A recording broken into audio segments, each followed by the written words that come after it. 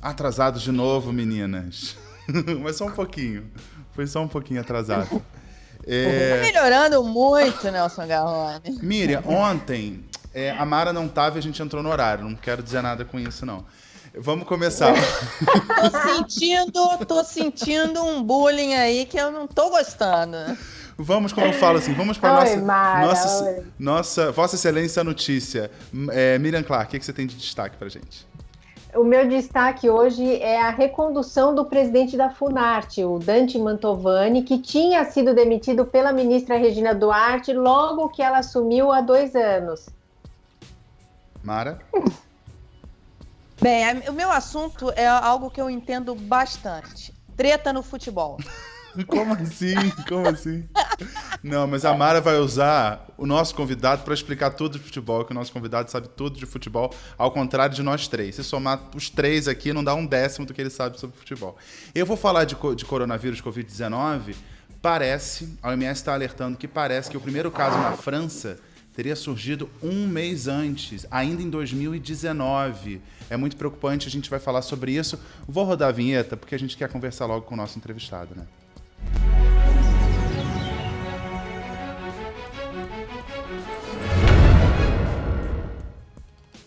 Estamos no ar.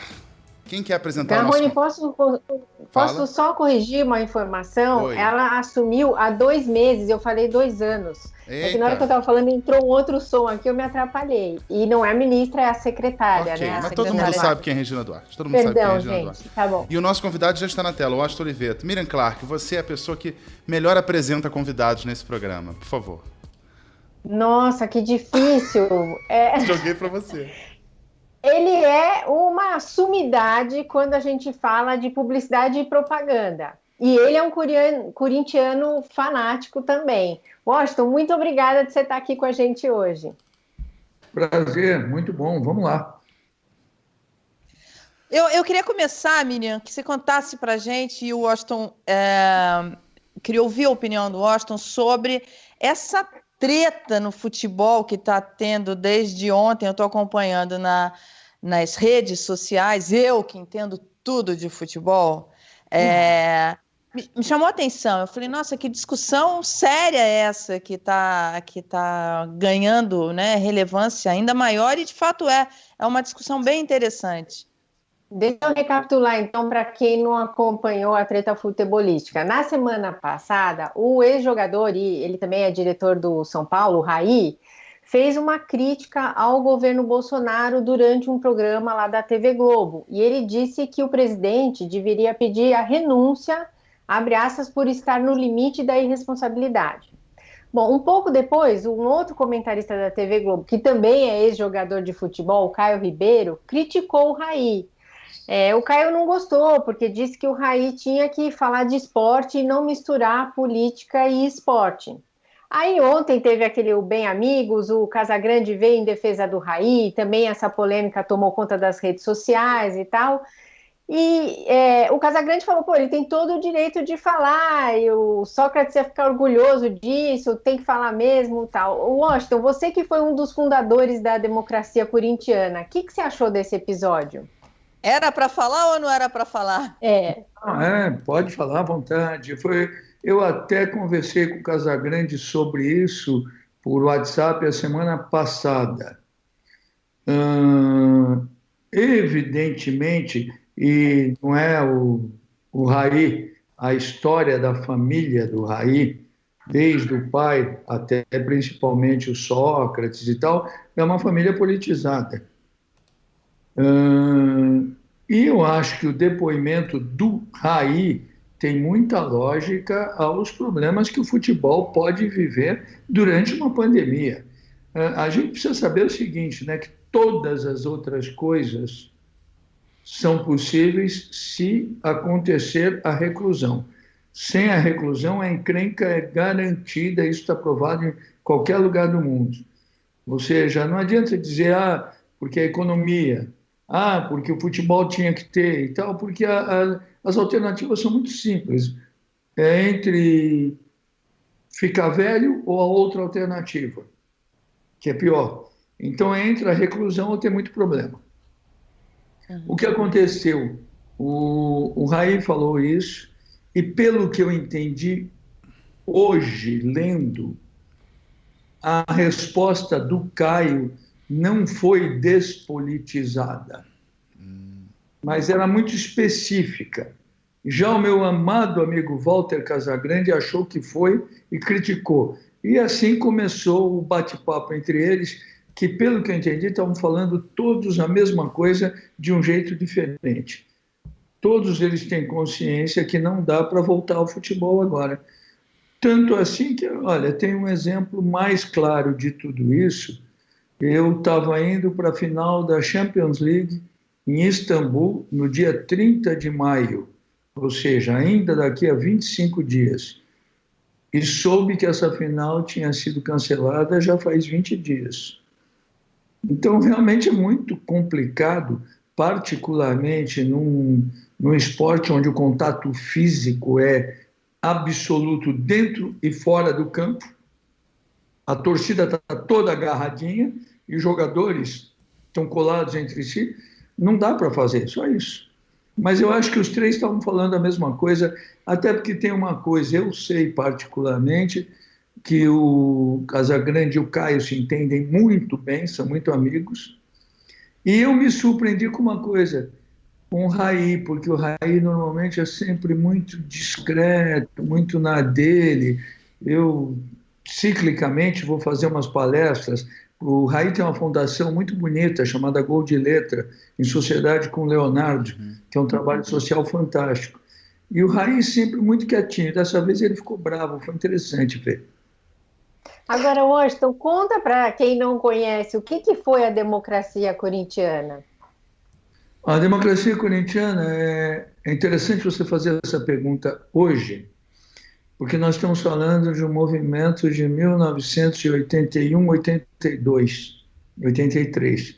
Então, são muitos anos, né?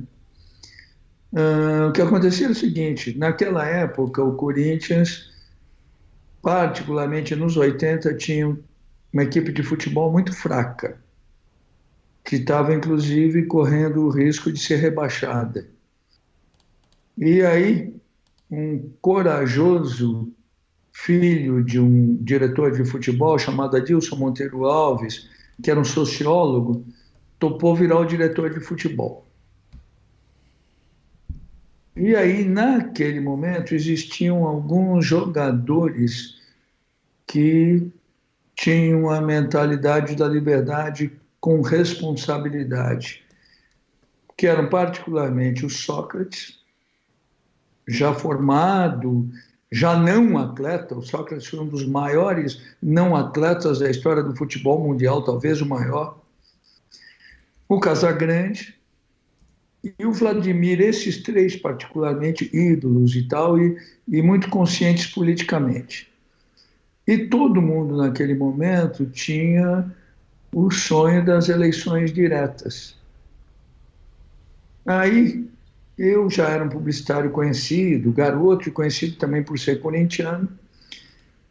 Não conheci o Adilson Monteiro Alves, que me convidou para um encontro, que ele queria falar de futebol. Eu fui tomar um drink com ele e, na verdade, ele me convidou para ser vice-presidente de marketing do Corinthians, porque tinha que se mexer naquilo. E o Corinthians estava numa curva ascendente graças aos jogadores. E, particularmente, aquele grupo liderado pelo Sócrates, o Casagrande e o Vladimir, e três perfis muito diferentes, porque o Sócrates já era um sujeito mais adulto, com pretensões intelectuais. O Casagrande era um moleque totalmente rock and roll, e o Vladimir já era um cara envolvido com política, particularmente com os movimentos negros. Então, eram momentos diferentes. Você acha que os jogadores têm um papel político, enfim, têm que se posicionar? As pessoas têm que se posicionar num momento como esse? Olha, eu acho que a primeira coisa não é obrigatório, é uma posição individual. Mas eu acho bonito quem tem a personalidade para, em momentos de dificuldade do seu país, se posicionar em relação àquilo que acredita. Aliás, nesse momento a gente vive um momento mais dramático numa coisa. As redes sociais, algumas vezes as redes antissociais, têm permitido com que pessoas se posicionem através da covardia, do anonimato, da mentira e do pseudônimo. E esse posicionamento eu acho horrível, cafajeste, de terceira. Por outro lado, a discussão, a conversa, o papo, que são característicos de qualquer sociedade civilizada, são absolutamente fundamentais, particularmente nesse momento. É curioso, né? Porque eu, morando aqui em Londres, e já desde 2016, acabo observando certos momentos do mundo e do Brasil, particularmente, com um olhar de espectador crítico, com um distanciamento geográfico, afetivo e crítico. E eu percebo que, nesse momento, particularmente, algumas discussões que estão se fazendo no Brasil são muito descabidas em relação a qualquer lugar civilizado do mundo. Por exemplo, essa discussão a respeito de se existe uma opção entre a saúde e a economia, ela não existe. Ela é uma maluquice, só isso. E até é uma pena que isso aconteça no Brasil. Olha, eu acompanhei aqui em Londres um momento emocionante em termos de comportamento. O Boris Johnson cometeu um erro de julgamento em relação ao corona. E ele fez uma opção inicial de não optar pela clausura, o tal lockdown. Coisa que, por exemplo, a dona Angela Merkel fez com total sabedoria anteriormente e obteve resultados. Quando ele percebeu esse erro, ele imediatamente se autocorrigiu, promoveu a clausura, todo mundo respeitou no outro dia. Foi curioso que aqui na minha casa, por exemplo, eu no outro dia depois do pronunciamento dele, recebi um folhetinho por baixo da porta que dizia, olha, não é para sair de casa, não é para fazer isso, não é para fazer aquilo, mas não deixe de fazer uma caminhada diária, se puder, nos parques, com uma distância de 2 metros, que é a precaução devida, e no máximo por 2 pessoas, por isso é fundamental para a tua saúde. Ou seja, existia todo já um projeto de como vamos fazer isso direito. Todo mundo respeitando. Imediatamente após, o Boris Johnson foi vitimado pelo coronavírus. Na segunda-feira passada, não essa anterior, né? Não essa que nós estamos vivendo, ele voltou. E 2 dias antes ele tinha dado um pronunciamento onde ele dizia que ia voltar e tal, e o Partido dos Trabalhadores, que é os trabalhistas, que são os competidores dele, fizeram um comentário de que ele tinha errado feio no início. O pessoal dele reconheceu o erro e os trabalhistas imediatamente fizeram um pronunciamento dizendo que ele estava de parabéns por reconhecer o erro e estava trabalhando bem. É assim que se cuida de um momento desses, ou seja, se você bota a discussão política no meio disso, a encrenca fica muito ruim. Eu vivi uma coisa geracional, que eu sou uma boa testemunha disso. Eu era muito garoto no auge da ditadura política no Brasil, que certamente influenciou muito a minha geração, amigos meus, eu tive amigos meus que sofreram com isso, coisas muito graves, ou mais graves do que isso. Isso ocorreu naquele período. Passaram-se os anos e também na minha geração eu vivi o problema da AIDS, onde eu perdi amigos meus, como Cazuza, como Lauro Corona, como Emília. Pois bem, a sensação que eu tenho olhando o Brasil aqui de Londres é que a gente está tendo as duas coisas simultaneamente. O problema político e da saúde.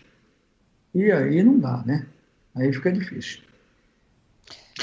Isso acabou politizando o vírus e a pandemia aqui no Brasil de uma forma que está atrapalhando muito. Enfim, o auge disso foi a troca do ministro em meio à pandemia. Enfim, isso foi muito ruim e o mundo, acho que olha isso, como o Garrone estava falando ali nos bastidores, nós teremos problemas, nós brasileiros teremos problemas para viajar, porque quando pudermos viajar, porque os outros países vão ter receio de receber brasileiros, dada a evolução que está tendo a pandemia aqui.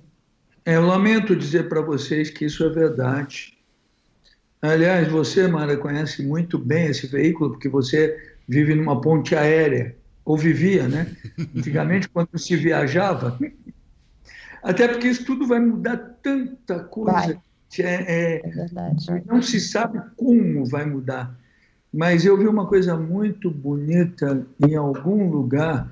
Vocês conhecem bem o Guardian, que é um jornal muito interessante. Ele não é um jornal gigantesco, mas ele tem uma credibilidade gigantesca e tal. E o Guardian, outro dia, deixou praticamente claro que, se é para falar do Brasil, ele quer falar do Brasil do Tom Jobim, do Ivo Pitangui, do Oscar Niemeyer, e que esses assuntos outros não vêm muito ao caso. Por causa das coisas constrangedoras que têm acontecido. Agora, a pandemia vira barra pesada mesmo, porque as pessoas começam a ser olhadas de lado, é normal isso. Deixa eu dar boas-vindas a novos membros, que são o Márcio Goto, o Leonardo Brasileiro, a Andrea Acef e um perfil profissional que é o Curadoria Houston. Se entre uma live e outra, a primeira parte e a segunda parte, eu esqueci de mencionar alguém, por favor, se manifeste, porque as boas-vindas são uma tradição aqui em qualquer programa do Manu. Você está ao vivo, tem membro novo, a gente dá as boas-vindas e ganha beijos da Mara Luque e da Miriam Clark. Sim. E a Andrea Acef e a Mara já tinham me contado, então replay dos beijos. Tá certo. Andrea Acef é uma amiga em comum que o Washington tem, e eu falei com ela hoje de manhã, avisei que o Washington está aqui. Ela, não posso perder, é publicitária, é jornalista e publicitária também, e trabalha com publicidade, e aí ela veio para o canal. E os membros, eu sempre falo aqui, Washington, os membros, eles têm a gente é muito grata, enfim, porque são eles que, na verdade, financiam o aumento de conteúdo na nossa grade. Todo o aumento de conteúdo que nós estamos fazendo, a gente deve aos membros. Membro é uma ferramenta que o YouTube coloca, onde você paga uma mensalidade de R$ 11,90 e boa parte desse dinheiro o YouTube devolve para a gente investir na programação. Então, todo esse aumento de programação e outros que a gente está trazendo aí, a gente deve aos membros. Muito obrigada. Mara, tem uma pergunta aqui. Como eu não entendo nada de futebol, eu vou roubar uma pergunta aqui que mandaram pra gente, que é da Gabriela, e eu vou jogar aqui pro Washington. Ela fala: Oliveto, você acha que o Corinthians ainda é uma Brastemp? O Corinthians, como boa parte do futebol brasileiro, e do futebol mundial agora nesse momento, hein? Mas o futebol brasileiro vive um momento muito, muito complicado. E o Corinthians, particularmente, nos últimos 4 anos, já vem numa crise. Ela citou uma campanha de publicidade talentosíssima, escrita pelo meu adorável Ricardo Freire, na agência do Júlio Ribeiro, que foi um paizão meu profissional. O Corinthians não está uma Brastemp, não. O Corinthians está lutando com problemas muito sérios. Outro dia me convidaram para um debate com um candidato à presidência do Corinthians. As eleições serão agora. E eu já fui convidado para ser presidente do Corinthians de tudo quanto é jeito e nunca aceitei. Eu nunca quis ser cartola de coisa nenhuma. Aquela minha experiência da democracia corintiana foi o meu auge de clube ou de qualquer coisa. Assim como eu nunca fiz nenhuma campanha de governo, de candidato político, só trabalhei para iniciativa privada. Mas aí eu brinquei nesse debate, porque estava difícil. Era o Mário Gobi, que já foi presidente do Corinthians, teve até uma presidência bem sucedida, porque foi no ano que o Corinthians foi bicampeão mundial. E eu brinquei que eu, pelo meu histórico e pelo momento que a gente vivia, podia me candidatar a primeiro presidente online do Corinthians. Que já que eu fui militante infanto-juvenil, eu fui vice-presidente da Democracia Corintiana, eu sou sócio remido, eu sou amigo de jogadores da fase anterior e da fase atual. Eu sou um magnífico presidente online num momento em que periga o mundo ser todo online.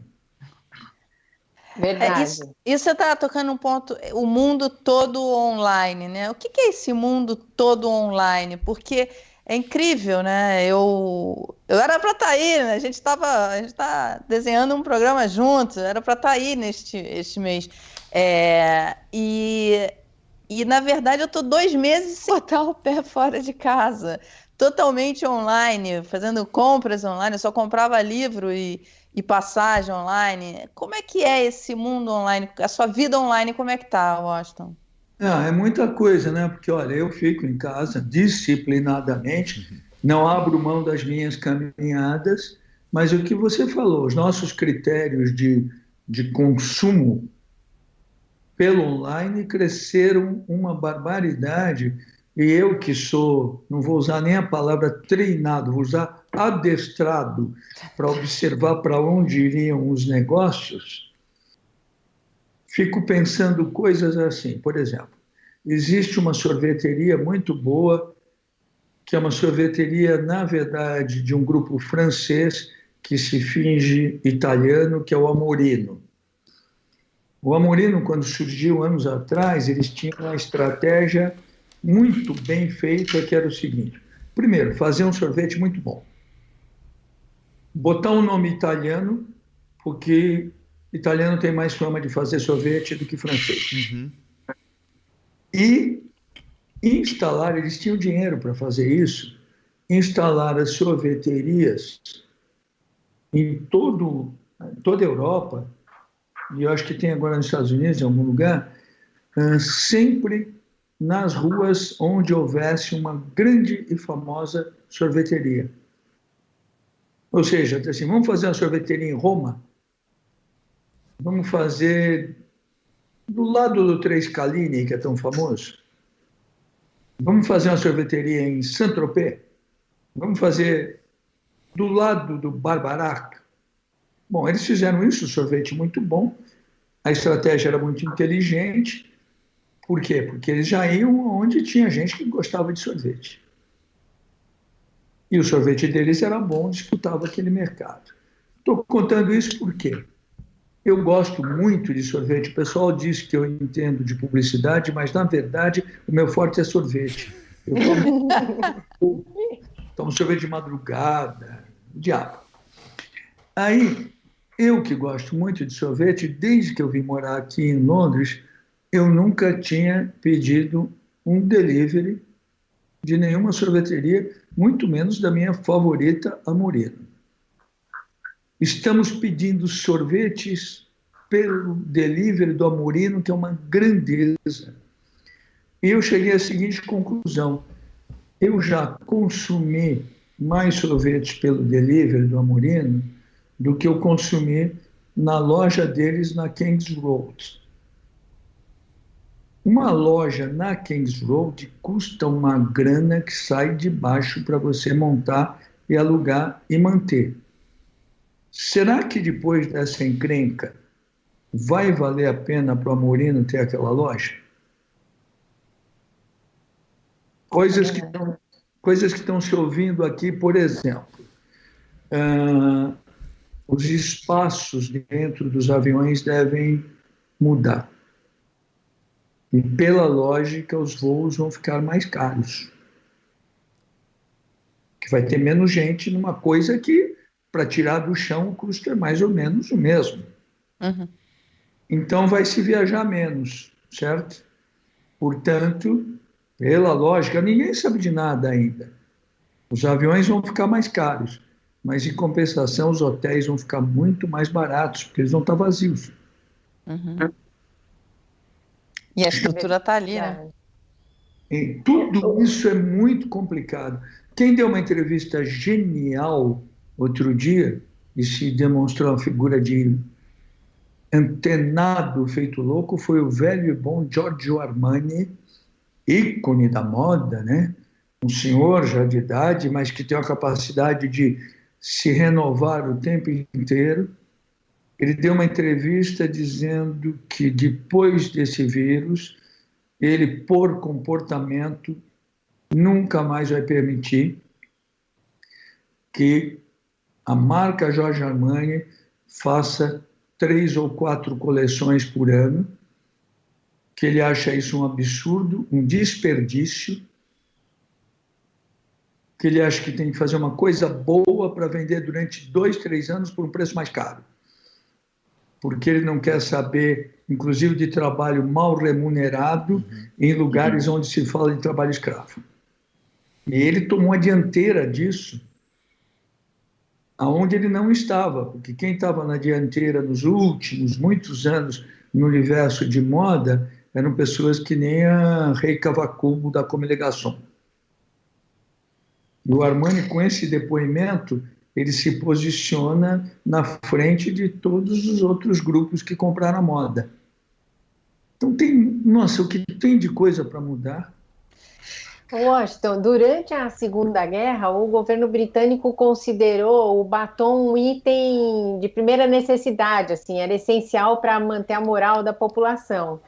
E desde então, o batom é também um termômetro da economia. Eu estava pensando que agora com o isolamento, que a gente só se encontra assim, né, mostrando o rosto na telinha, o batom também vai ganhar importância, né? Que dá uma sensação para a gente de normalidade, né? Ah, hoje é o dia, passo o batom, vou trabalhar, sento aqui e tal, né? Isso acho que ajuda a diminuir o estresse, manter alguns pequenos hábitos. O seu batom seria o sorvete? Tem algum pequeno hábito que você está tentando manter? Não, deixa eu te dizer, eu não me vanglorio disso, né? Mas eu tive uma experiência de isolamento um pouco mais dramática em 2001, né?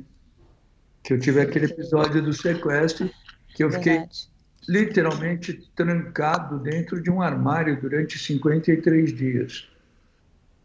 E não há mérito nem demérito, mas eu aprendi uma coisa naquele episódio que eu tento colocar em prática com minha mulher e meus 2 filhos aqui, que é o seguinte: numa situação dessas, e é claro que a minha era muito mais dramática, mas numa situação dessas, a primeira coisa, você, na minha opinião, você tem que ter respeito pela situação, os cuidados que a situação exige e requer.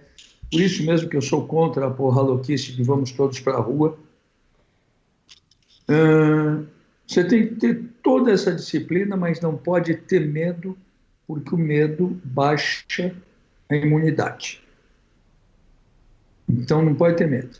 Aí, uma coisa que eu faço isso com a disciplina total. Morando em Londres, onde até isso está bem organizado, ou seja, o pessoal não está saindo mesmo, quando se sai é para um passeio no parque permitido e tal. Eu acordo cedo como se eu fosse para a agência. Eu tomo banho, faço a barba, escovo o dente e me visto como se eu fosse sair para uma reunião de trabalho fora. Com sapato, inclusive? Com tudo igual. Aí eu saio para minha caminhada. Essa minha caminhada tem um negócio que eu aprendi agora uns 6 meses atrás, que é muito interessante, que muita gente está usando, que são umas espátulas, que nem de estação de esqui. E você caminha com elas e você acaba sendo obrigado a fazer movimento com os braços e com as pernas. Então, elas são uma espécie de academia de ginástica portátil. É uma academia de ginástica por 38 libras. Aí saio com as minhas gloriosas espátulas, estou caminhando em média 6 quilômetros por dia, o que não é muito, eu sempre gostei de caminhar. Aí eu volto, já estou vestidinho. Hoje eu já saí para caminhar. O meu café da manhã, isso a gente mudou também um pouco, porque os timings, vamos pensar uma coisa, né? Esse episódio que a gente está vivendo mudou uma coisa. A gente passou a ter semanas de 3 dias. As semanas são assim: ontem, hoje e amanhã. Muito bom. Essas são as semanas. Então você tem que se virar com isso, né? É o que temos. Aí, o que a gente tem feito? Cafés da manhã muito fartos, baseados em frutas particularmente. E já que ninguém vai sair de casa, uma espécie de almoço-jantar lá pelas 5, 6 da tarde. Primeiro, porque você não fica exagerando na comida. E segundo, porque às vezes você cozinha, às vezes você pede o delivery. Obviamente a gente mora na Europa e tal, então todo almoço e jantar tem vinho. Aí eu, durante o dia, eu escrevo muitas coisas que eu não sei se vão servir para alguma coisa algum dia, mas escrevo. Converso com amigos meus do planeta inteiro, o tempo inteiro. Aliás, é uma loucura, né? Porque se tem uma coisa que é para a gente meter o pau, que é para criticar, que é para ficar bravo, é a obsessão full-time da internet, isso e aquilo. Por outro lado, imagina uma pandemia dessas, com todos nós vivendo em lugares distantes, com familiares e amigos distantes, sem WhatsApp. Nossa. E o trabalho, a gente não ia ter nem como trabalhar.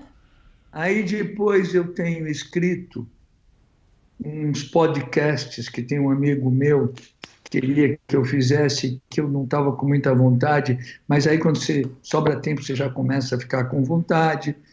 Tenho pensado em umas ideias de coisas de YouTube, que eu até troquei umas ideias com a Mara aqui. Tenho dado palpites para a imprensa, que é uma grandeza. Estou com vocês aqui, eu falei para Bandeirantes, falei para Globo, escrevi artigos, estou um palpiteiro assim, monumental. Tenho analisado o que vai acontecer com a minha atividade. Mas esse é um ponto que eu queria que você falasse, assim, como fica a publicidade nesse mundo online? Porque o que a gente nota, enfim, percebe é que tem, enfim, métricas, parâmetros, como é que é esse novo mundo? Como é que se mede retorno? Como é que vai para a publicidade, vai para o online? A impressão que eu tenho é que a publicidade ainda não entendeu como é que nenhum de nós, né, na verdade, entendeu completamente como é que é esse mundo online. Se cometeu um erro, particularmente no Brasil, e a publicidade no Brasil já vinha com problemas, de se criar uma espécie de luta de classes, o que é um erro básico. A existência de algo novo não elimina a existência do bom que já existia. E as coisas têm que se interligar. Então, a grande coisa que tem que ter é a presença da grande ideia. E que essa grande ideia tenha a capacidade de adquirir a personalidade de cada um dos lugares onde ela vai estar sendo veiculada. Quando, por exemplo, todo mundo fala de métricas, tudo isso, e é maravilhoso você poder mensurar. Puxa, lindo! Mas você só consegue mensurar resultados se você gerar resultados. E se você só gera resultados se você seduzir, persuadir, encantar. Então, isso é o que não vai mudar. A grande ideia vai continuar sendo a coisa sagrada. E ela estará em todos os veículos. No Brasil se cometeu esse erro da luta de classes. Aonde isso está menos mal resolvido, eu diria, é particularmente aqui na Inglaterra, aonde você tem uma mídia online cada vez melhor. No entanto, as revistas não morreram, elas se reinventaram. Você tem uma loja aqui chamada Mag Culture, Mag de Magazine, que tem todas as revistas novas que acabaram de sair, que são muitas. E, por outro lado, o Time Out, quando percebeu que a turma ia ver o Time Out na internet, em vez de desligar o impresso, chegou para os anunciantes e falou: a gente vai continuar, só que a gente vai parar de vender. A gente vai dar de graça no metrô. Portanto, o senhor mantém o seu anúncio que eu vou aumentar a tiragem. Então, isso fez com que se mantivesse o impresso, se mantivesse a TV aberta. Teve, por exemplo, comerciais como o primeiro piano do Elton John, primo lá do meu primeiro sutiã, que foi um espetáculo. Por outro lado, quando você vê um belíssimo fenômeno que foi a live capitaneada pela Lady Gaga com as 3 grandes emissoras norte-americanas, aquilo foi tão bem comercializado a ponto de, pela primeira vez na história da comunicação, você tendo um programa, vamos chamar de televisão, Coca-Cola e Pepsi-Cola anunciando no mesmo espaço, praticamente com o mesmo discurso. Então, tem muita coisa para acontecer. Por Agora, Washington, quando você fala de luta de classes, o que você está querendo dizer exatamente? Por exemplo, aqui no Brasil a gente tem, sei lá, o dono de uma hamburgueria que fala, vou abrir, sai de casa e tal. É nesse sentido que você está falando? Politizando o anúncio dele? Não, eu digo na mídia. Na mídia aconteceu que as novas gerações e as velhas gerações começaram, e não existe nova geração ou velha geração, porque no negócio da comunicação tem só 2 coisas, ou é bom ou é ruim. Se for médio, é ruim também. Então, começaram a discutir, agora tem que ser tudo online. Aí o outro dia, não, agora tem que ser tudo TV aberta. E não é tudo interligado. Isso é uma bobagem, porque só prejudica os dois, dá uma briga que não tem vencedores, o que é muito ruim. Aqui se estabeleceu isso um pouco melhor, nos Estados Unidos também. Em poucos países se conviveu com isso, com a sabedoria necessária. Agora, a publicidade, particularmente, agora, ela já necessitava, e no Brasil mais ainda, ela já necessitava uma recriação, com a grande ideia como o seu grande fator, porque isso não muda. Mas agora, 2 coisas que a gente sabe, e isso conversando com todos os meus amigos dirigentes de agência do mundo inteiro, é o seguinte: nesse período online, os anunciantes, que são quem paga a nossa conta, né, só quiseram conversar com quem manda e com quem tem as ideias. Ou seja, as gorduras das agências, dos profissionais para fazer reunião, porque tem um problema, né? Todos nós que trabalhamos faz tempo, principalmente, sabemos que a maior parte das reuniões servem para marcar uma próxima reunião. Verdade. Então, um momento como esse deixa claro que dá para fazer um negócio com menos gente e gente que decida. Isso vai mudar, obviamente, o tamanho das agências, sob o ponto de vista de número de pessoas, certo? E aí vai mudar também o tamanho das agências sob o ponto de vista do tamanho dos escritórios. Para que você precisa de um escritório tão grande se você vai ter menos gente trabalhando e mais gente trabalhando em casa? Então vai...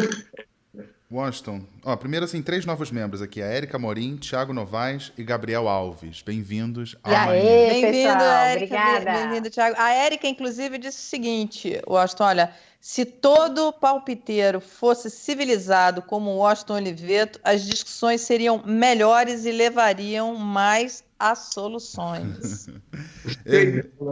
Aliás, deixa eu comentar um negócio para vocês sobre o negócio da comunicação e a grande ideia. Esse negócio que vocês fazem de citar quem está com vocês é maravilhoso, é absolutamente contemporâneo E não é moderno, é eterno.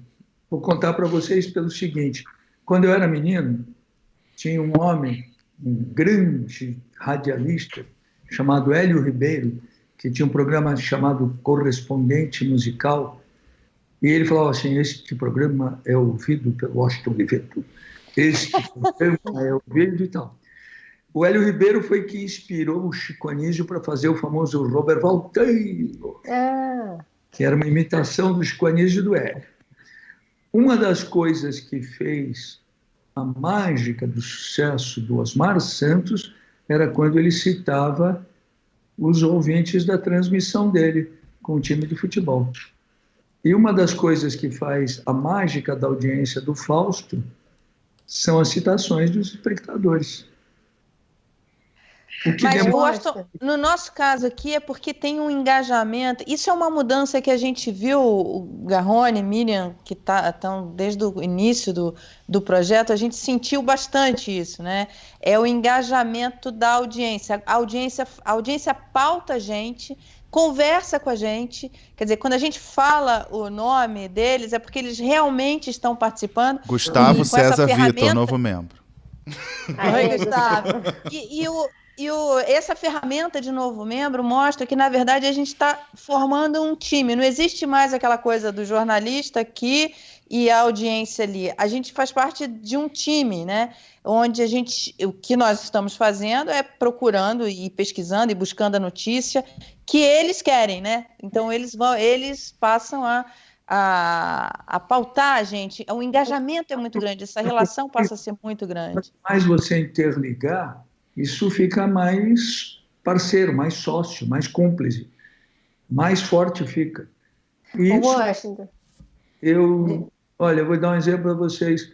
Meu querido amigo Lulu Santos fez uma live anteontem. E eu até brinquei com o Lulu, porque ele fez os elogios para mim e tal. Aí eu liguei para ele e falei: Lulu, a parte musical, mais do que conhecida, você é o maior hitmaker do Brasil, mas a sua parte verbal estava espetacular, repita sempre aquilo. E era a brincadeira que ele fez comigo. Aproveitei para falar com o Lulu sobre os cálculos de audiência da live dele. E ele teve em torno de 3 milhões de pessoas assistindo, o que daria em televisão aberta 10% de audiência, que é muita audiência. Uau! Ou seja, isso é para a gente analisar esses caminhos, como eles vão se interligando perfeitamente, né? Washington, você falou... No negócio da Lady Gaga, as 3 maiores emissoras abertas ficaram sócias. Uau! Nunca tinha sido feito isso. Washington, você falou de uma grande ideia, né? Que ainda é o que vai definir tudo. E aí a gente tem separado o comercial do sutiã. A gente não pode falar com você e não mostrar esse comercial que é tão bacana. Vou rodar aqui uns segundinhos só. Calma aí. Vou rodar aqui para você, Miriam. Aqui.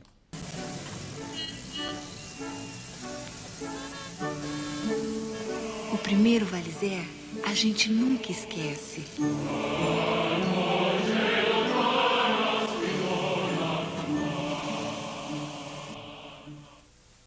Eu era criança e lembro bem.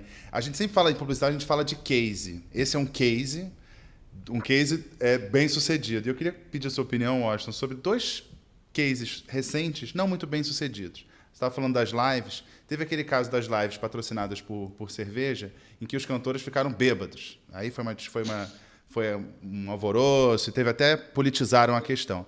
E teve o caso também da blogueira fitness, que perdeu o patrocínio porque foi fazer festa com a ex-BBB, foi fazer uma festa dos lindos, sarados, saudáveis, mas aglomerando. Qual é a sua opinião sobre esses 2 cases? Eu acho que isso é uma coisa que eu até coloquei um nome nisso, que eu acho que as pessoas que trabalham com comunicação, particularmente, precisam saber administrar as suas ambições. No caso da live das cervejas, que certamente tinha um patrocinador da indústria de bebidas, Isso foi muito mal conversado e muito mal pilotado. Até porque, neste momento, se tem uma coisa que a gente não deve vender, não deve fazer, é vender. O que deve se fazer nesse momento é informar. Ou seja, qualquer grande anunciante, seja um fabricante de bebida, de refrigerante, de roupa e tal, nesse momento ele tem que dizer coisas que sejam boas para a vida das pessoas. Não tentar fazer um malho para vender o produto dele. Então, a história da live dos meninos lá bebendo foi mal pilotado por eles e pelo anunciante, que deveria ter brifado isso. É curioso porque o Brasil tem uma entidade que, em princípio, administra o bom senso na propaganda, que é o CONAR, que não é infalível, mas nunca tinha tido que julgar um caso desses, porque sempre julgou o comercial convencional. E, de repente, o CONAR foi metido nessa história, onde, teoricamente, você está julgando programação. Mas, na verdade, vamos usando uma palavra mais do repertório de quem está assistindo, foi um merchandising mal feito. Não tinha naturalidade, poderia até tomar alguma coisa, podia, mas sem exagero, sem nada. E o caso da menina também, ela foi profundamente infeliz, até porque no núcleo social que ela tem receptividade, já existiam os comentários de inícios de caso de coronavírus em algumas festas de pessoas de núcleos sociais altos. Ela mesma tinha sido contaminada numa festa de casamento da irmã. Era tudo que também não precisava. Parece que ela já pediu desculpa e tal. Sim. Agora, por outro lado, a comunicação pode ser tão brilhante, tão encantadora quando ela vai na grande ideia, no óbvio. Vou dar um exemplo. A gente tem uma coisa no Brasil que eu acho muito merituosa, que obviamente não é perfeita, que é o SUS. Mas que, olha, hoje, se não tivesse o SUS no Brasil, a barra ia pesar e muitíssimo. Nós temos um SUS aqui da Inglaterra, que não é do mesmo tamanho que é o NHS, que está fazendo um ótimo trabalho. A primeira coisa que foi feita com o NHS, que é conhecidíssimo, é uma marca que todo mundo vê a marca, NHS, todo mundo sabe o que é, respeita e bate palma. Foram feitos alguns outdoors bonitos, muito bem feitos, graficamente, invertendo a marca, escrito SHN, e embaixo estava escrito Stay Home Now. Que legal. Lembrando que o primeiro-ministro foi atendido pelo NHS, né? Pelo NHS. Isso é uma grande ideia. Isso vale para a internet, vale para um outdoor, vale para um folhetinho para distribuir no pedágio. E vale para um grande comercial de televisão. Por quê? Porque tem uma grande ideia. Posso falar? Pode. Você tem uma grande ideia também, Miriam? Você vai falar de uma grande ideia agora? Não. Tem várias perguntas aqui para você, Washington. Oi, desculpa, Miriam, vai. Não, a notícia que eu anunciei lá no começo do programa, que hoje o Diário Oficial publicou a recondução do maestro Dante Henrique Mantovani para a presidência da Funarte. Ele tinha sido demitido há 2 meses pela Regina Duarte, assim que ela assumiu o cargo. E esse maestro é aquele que no final do ano passado deu umas declarações muito polêmicas, no mínimo, para dizer o mínimo. A gente tem um vídeo aí dele falando sobre rock e etc. Vamos mostrar, Garrone? Uma coisa ativa a outra, né? Na verdade, assim, o rock ativa a droga, que ativa o sexo, que ativa a indústria do aborto. E a indústria do aborto, por sua vez, alimenta uma coisa muito mais pesada, que é o satanismo, tá? O próprio John Lennon disse abertamente, mais de uma vez, que ele fez um pacto com o diabo, né, com Satanás, para ter fama, para ter sucesso. Então John Lennon fez um pacto com o Satanás, segundo o Mantovani. Eu vou recomendar a eles que visse, se ele não teve oportunidade ainda, O novo clipe de uma nova canção dos Stones sobre esse momento, aliás, vale a pena vocês projetarem, chamada Living in a Ghost Town, com a cidade inteira vazia, e uma cidade sobre esse momento. E não há dúvida nenhuma que, aliás, os Rolling Stones, particularmente o Keith Richards, são um exemplo de saúde. Verdade. E longevidade. Exatamente. Se olhar... Agora, quem tá olhando essa história aqui dentro do Brasil, os analistas estão achando assim, bom, o presidente está fazendo isso para constranger a Regina Duarte. E eu queria saber de você, Washington, o que você achou da Regina ter aceitado esse cargo e se você aceitaria ser ministro da Cultura, se o presidente te chamasse? Não, eu não aceitaria de jeito nenhum, nunca quis nada, já fui convidado para fazer todas as campanhas políticas, nunca aceitei nenhuma, nunca aceitei trabalhar para nenhuma empresa de governo, só para iniciativa privada, já fui convidado para ser candidato de coisas, isso e aquilo, jamais aceitaria, não é a minha. Em relação à Regina, eu sinceramente, eu acho que a Regina durante tantos e tantos anos foi secretária das culturas, que ela não precisava ser só secretária da cultura. É tão maior o que ela já fez em relação às culturas, com o trabalho dela, que eu acho que não era o caso para ela, não é a vivência dela, não há porquê. Mas é uma opção, né? Vida é escolha. Enfim, todo mundo foi atrás da assessoria de imprensa da Regina Duarte, tentar entender essa recontratação que amanheceu hoje no Diário Oficial. E a assessoria de imprensa dela disse que a Funarte, que é responsável pelo fomento a políticas públicas de artes, música, teatro, dança, circo, da alçada do Ministério do Turismo, e por isso ela não ia comentar o assunto. Eu não sabia que existia essa divisão, até porque a cultura agora está atrelada ao turismo, né? É isso. Pelo menos a Funarte, sim. A cultura está no guarda-chuva do Ministério do Turismo, a Secretaria de Cultura está lá no guarda-chuva do Ministério do Turismo. Mara, você tem pergunta aí de gente que está assistindo? Tem várias perguntas. Eu mandei uma para você, que eu tô na tela aqui, eu botei na tela, mandei para você. A do Bruno Cassaro. Olha aí. Bruno Cassaro, tem várias. Washington, como fica a publicidade no mundo online e com fake news?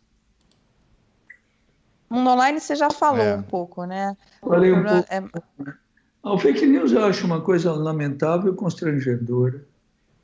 Eu acho mentira feia desde que ela existe, né? Ela fosse dita de uma criança para a mãe já é feio. Mentira impressa é feio, e as mentiras do mundo digital são constrangedoras, porque elas tentam criar fatos que não existem e, o que é pior, né, criar aderência para esses fatos. É uma pena que isso está se repetindo flagrantemente em muitos lugares do mundo, no Brasil também, né? Tem várias perguntas aqui, Washington, sobre qual é o sorvete que você indica em São Paulo. Você sabe que maravilha, isso adorei. Você sabe que tinha um brilhante diretor de arte da W Brasil, o Fábio Meneghini, que criou um sorvete em São Paulo, um produto comercial muito bem sucedido, que depois eu acho que ele e o sócio não se entenderam também, que era o Dileto, que era um sorvete muito bom. No Rio de Janeiro tem um amigo meu, o Walter de Matos, que é o fundador do Lance, de bom, que tem a Momo, que tem uns sorvetes muito bons. No Norte e Nordeste você tem sorvetes de sabores que a gente não está habituado a comer no Sul. Então, são interessantes de ver, né? Sorvete de macaxeira, que você nunca viu. No mundo, o meu sorvete favorito é de uma sorveteria chamada Barbarac, em Saint-Tropez. Agora, eu acho que o produto de massa mais bem sucedido hoje é o Amoredo. Não Que não temos tem no no Brasil. Brasil, Não né? temos no No Brasil Brasil. não tem. Gente, tá me dando uma fome esse papo. A gente- acho que a Tá gente- caminhando para o vamos final. caminhar para o fim. Mas tem algumas perguntas aqui. Sorvetólogo é que eu sou o cara que acorda de madrugada para tomar sorvete, mas não é um sorvete assim, não. Eu pego sorvete, ponho uma salada de fruta, acrescento cassis, eu faço como se fosse 2h30 da tarde, às 2h30 da madrugada. Quer dizer, você faz o almojanta, mas você faz a ceia da madrugada também, né? Aí não vale. Tem muita pergunta aqui também para a gente encerrar. Eu acho que a gente podia. Tem vários perguntando sobre qual é a sua avaliação da comunicação do governo, da publicidade, da comunicação do governo. Você tem acompanhado? Você tem visto? Não, eu tenho visto muito mais a verbalização do governo, através particularmente do presidente da República, que eu já disse isso em alguns lugares, e repito, ele me parece o tempo inteiro ainda em campanha. Não me parece que está eleito, ele parece que está em campanha. Hoje eu li alguma coisa muito boa, acho que foi do Marcelo Rubens Paiva, dizendo, na mídia impressa isso, acho que foi hoje, que o presidente da República do Brasil, ele optou por ser situação e oposição simultaneamente. Ele mesmo critica tudo que ele faz e ele mesmo desfaz tudo que ele desfaz. E é uma observação curiosa essa. Sobre a comunicação publicitária, o pouco que eu tenho visto do governo, eu acho muito ruim. Acho pouco e ruim. Aliás, eu acho uma pena que o Brasil se comunique tão mal. É verdade. É uma pena que o Brasil, em geral, se comunique tão mal. O Brasil tem tantas coisas que são... Olha, o Brasil é um país que faz world music antes da expressão world music existir. O Brasil tem pessoas físicas em cada uma das suas áreas excepcionais. Você tem o maior cirurgião plástico do mundo, Ivo Pitangui. Música, Tom Jobim, Caetano, Gil, quem você quiser. Arquitetura, nome, Oscar Niemeyer, Paulo Mendes da Rocha. Você tem pessoas físicas sensacionais. A somatória desses talentos das pessoas físicas do Brasil é que deveriam gerar a pessoa jurídica Brasil, que é uma pessoa jurídica muito mal comunicada. Meninas, quem vai ter coragem de encerrar essa entrevista? Tem muitos elogios aqui, Washington, tá difícil encerrar. Olha, a Nancy Alcântara falou, Oliveto transformou a publicidade em obras de arte, sou fã e mandou um coração para você. Ela também é membro do canal. Obrigada, Nancy. Obrigado. Então é isso, a gente vai ter que encerrar por aqui. Eu vou jogar a musiquinha. Então vamos lá, mensagem final, Miriam Clark. Eu quero deixar um abraço bem forte para os professores que ensinam para o 6º e 7º ano, porque essa turma está pegando um trabalho pesadíssimo. São heróis. Mara? Eu vou encerrar com uma pergunta para você, Austin. Aí você encerra, que é uma pergunta aqui da Sandra. Na verdade, não é só dela, tem vários. Pedindo para você contar como foi seu primeiro emprego. Como é que você pediu o emprego, seu primeiro emprego? Ela já ouviu essa história, ela conhece essa história. E essa história, eu não sei como as pessoas continuam me pedindo para contar e continuam tendo algum prazer em ouvir. Porque você é um contador de história, Washington. Esse é o ponto. Washington, essa história que você estava de macacão jeans, é essa a história? Gente, eu guardei essa história. Então conta para o Garrone. No da história você vai saber. O que aconteceu foi o seguinte. Eu acho, eu vou tentar reduzir. A gente tem um tempinho? Tem. que vamos.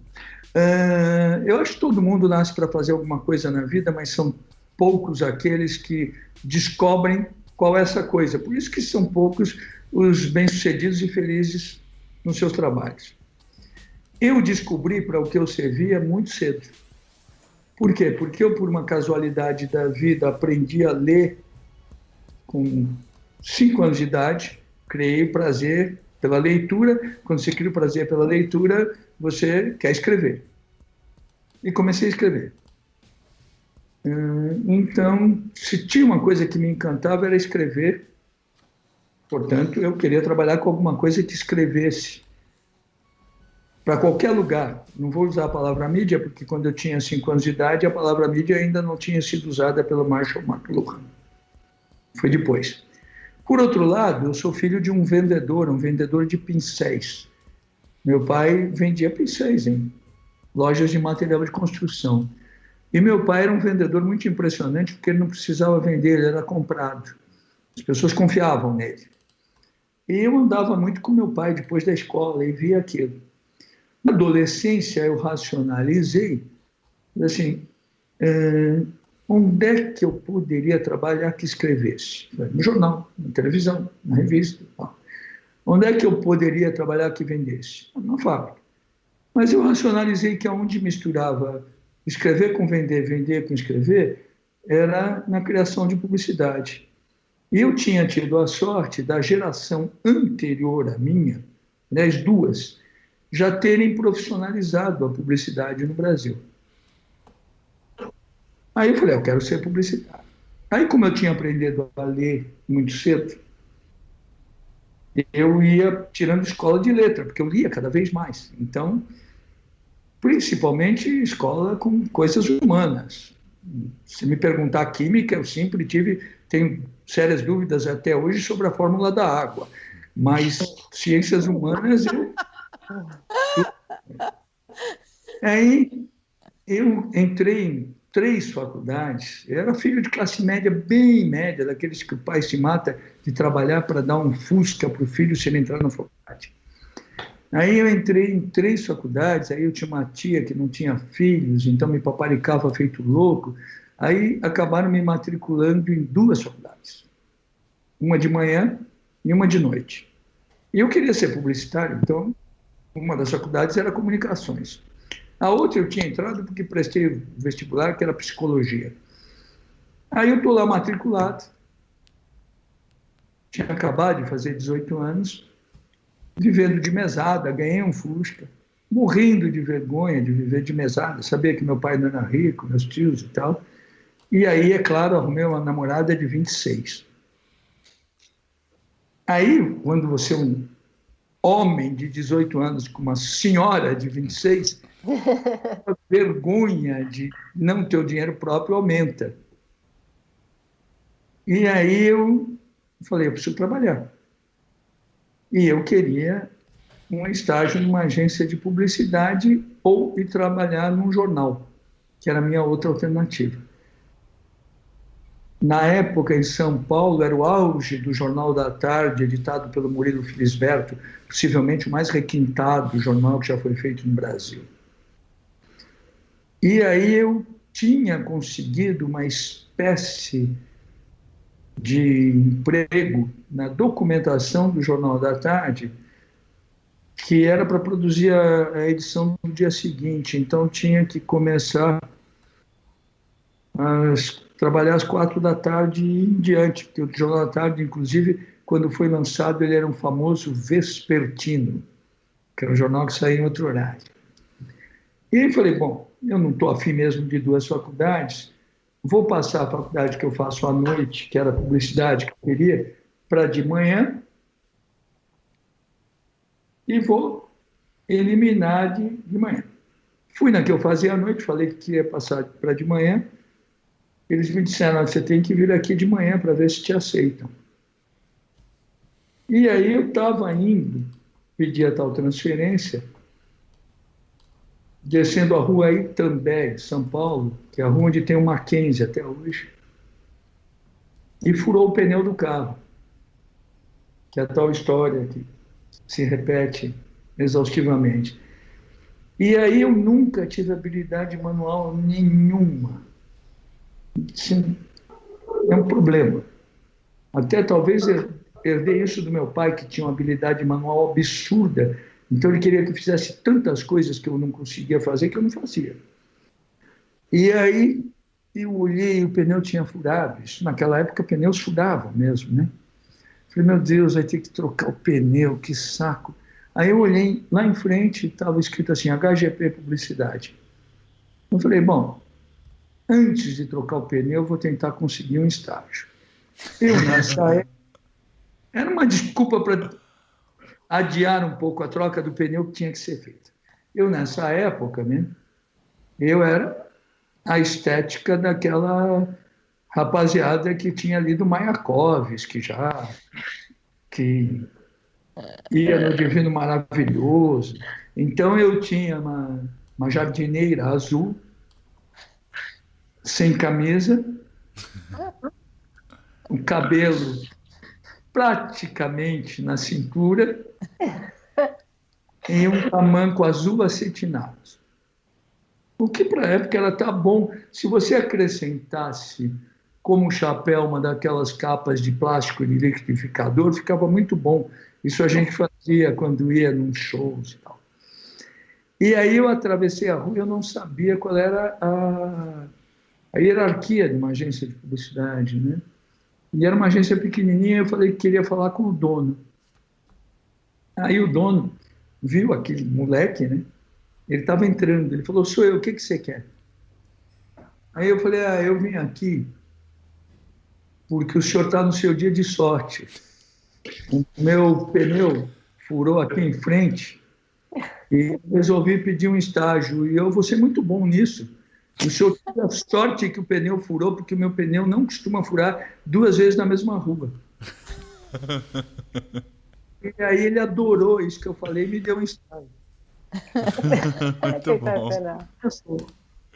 Muito bom. Agora sim, a gente, com essa ótima história, a gente vai encaminhando para o fim. E tem gente falando assim, quero fotos da jardineira com cabelo grande e o tamanco de... Sem camisa. Sem camisa. Esse cabelo tem no livro, eu acho, tem uns 2, 3 livros que tem essas fotos, que até não comprometem tanto. A da jardineira eu acho que eu não tenho. E a gente mas tem testemunhas, tem testemunhas. A gente encerra com um novo membro, que é o Davi Ferreira. Então, Washington... Valeu, Davi. A gente encerra, como eu falei, com uma mensagem sua, e no fim da sua mensagem você chama a nossa vinheta e encerra o programa. Então, sua mensagem, por favor, Washington. Bom, minha mensagem é a seguinte, eu espero que todo mundo se cuide muito, todo mundo fique ajuizado dentro de casa, todo mundo tenha confiança que isso vai melhorar, todo mundo, inclusive, torça para o próximo My News que a gente faça, o próximo almoço do My News, esteja todo mundo já numa situação relativamente normal, apesar de que a normalidade vai demorar. E quero dar os parabéns para vocês, eu que sou um obsessivo, acompanho vocês obsessivamente, acho melhor que assistir vocês, só participar do programa com vocês. Que delícia, obrigada. Obrigada. Então, por favor, Washington, tem que chamar a vinheta. Vamos lá? Vocês não deixem de assistir o My News, particularmente os que eu não estou, que são muito melhores. Rodando.